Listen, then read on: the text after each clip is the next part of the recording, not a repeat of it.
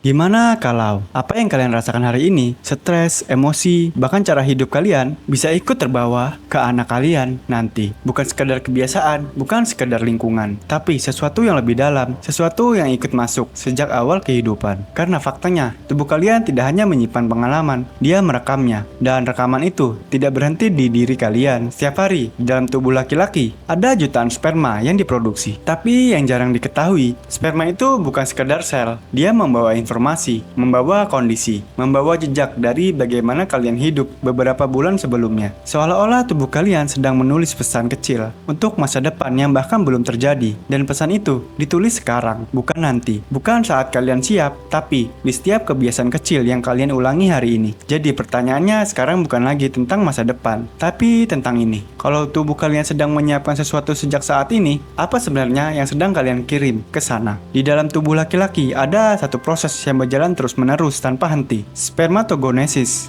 Ini bukan proses yang cepat. Dari sel awal sampai jadi sperma yang siap, butuh waktu sekitar 64 sampai 74 hari. Lalu ditambah fase pematangan sekitar 2 minggu. Totalnya hampir 3 bulan. Artinya, apa yang ada di tubuh kalian hari ini adalah hasil dari kondisi tubuh kalian 2-3 bulan yang lalu. Ini bukan cuma soal jumlah, tapi kualitas. Penelitian yang dipublikasikan di jurnal Human Reproduction menunjukkan bahwa faktor seperti stres, pola makan, tidur, dan paparan lingkungan bisa mempengaruhi kualitas sperma, termasuk pergerakan, bentuk, bahkan integritas DNA. Lebih dalam lagi, ilmuwan mulai menemukan sesuatu yang kompleks dari sekedar gen, yaitu epigenetik. Konsep ini menjelaskan bahwa bukan cuma DNA yang diturunkan, tapi juga cara DNA itu diekspresikan. Bayangkan, DNA seperti buku, gennya sama, tapi epigenetik menentukan halaman mana yang dibuka, mana yang ditutup. Dan yang mengejutkan, gaya hidup kalian, termasuk stres, nutrisi, bahkan kebiasaan sehari-hari, bisa mempengaruhi penanda epigenetik ini. Studi dari Harvard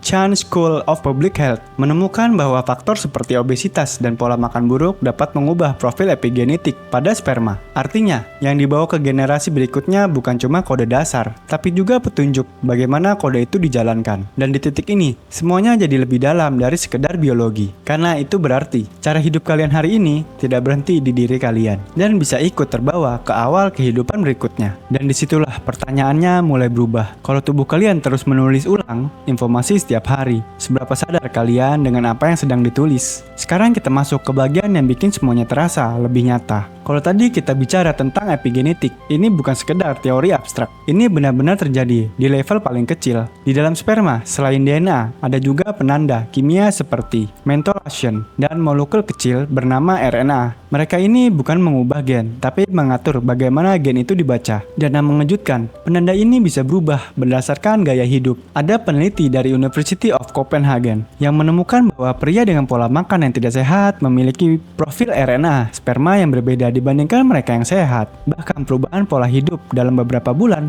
bisa mulai mengubah profil ini. Artinya, tubuh kalian bukan cuma produksi sperma, tapi mengedit pesan yang akan dibawa oleh sperma itu. Dan disinilah plot twist-nya. Kalian mungkin tidak bisa mengubah DNA dasar yang kalian punya, tapi kalian bisa memengaruhi bagaimana DNA itu bekerja di generasi berikutnya. Ini seperti mewariskan buku yang sama, tapi dengan catatan kaki yang berbeda, highlight yang berbeda, penekanan yang berbeda, dan semua itu ditulis dari kebiasaan kecil, stres yang dibiarkan, tidur yang kurang, atau sebaliknya, ketenangan, nutrisi, dan perawatan diri. Yang lebih dalam lagi, tubuh tidak menunggu niat baik, dia merespon kondisi nyata. Jadi bukan soal kalian ingin jadi versi lebih baik nanti, tapi soal apakah tubuh kalian merasakan lingkungan yang cukup baik sekarang untuk mengirim sinyal aman ke masa depan. Dan di titik ini, semuanya jadi lebih dari sekedar kesehatan. Ini tentang pesan yang diturunkan, tanpa suara, tanpa kata, tapi tetap terbawa. Jadi sekarang pertanyaannya bukan lagi, apakah ini penting? Tapi, kalau tubuh kalian sedang menulis pesan setiap hari, pesan seperti apa yang akan kalian tulis untuk dikirim nanti? Jadi kalau kita lihat semuanya dari atas, ini bukan cuma soal sperma, bukan cuma soal biologi. Ini tentang waktu, tentang bagaimana tubuh kalian selalu bekerja dalam diam, menanam sesuatu hari ini untuk dipanen nanti. Dan yang membuatnya terasa berbeda adalah fakta bahwa panen itu tidak berhenti di diri kalian. Apa yang kalian lakukan sekarang, cara kalian tidur, cara kalian makan, cara kalian berpikir, berpikir. Semuanya seperti tinta kecil yang terus menulis sesuatu. Sesuatu yang mungkin tidak langsung terlihat, tapi tetap tersimpan. Dan suatu hari bisa terbawa. Bukan sebagai ingatan, bukan sebagai cerita, tapi sebagai kecenderungan, sebagai potensi, sebagai arah awal dari kehidupan berikutnya. Dan di titik itu, semuanya jadi lebih jujur. Karena tubuh tidak peduli rencana. Dia hanya mencerminkan kebiasaan. Jadi mungkin ini bukan tentang menjadi sempurna. Bukan tentang berubah drastis dalam semalam. Tapi tentang sesuatu hal sederhana. Kesadaran bahwa setiap hal kecil yang kalian ulangi hari ini tidak benar-benar kecil. Karena diam, kalian sedang menulis sesuatu yang lebih panjang dari hidup kalian sendiri.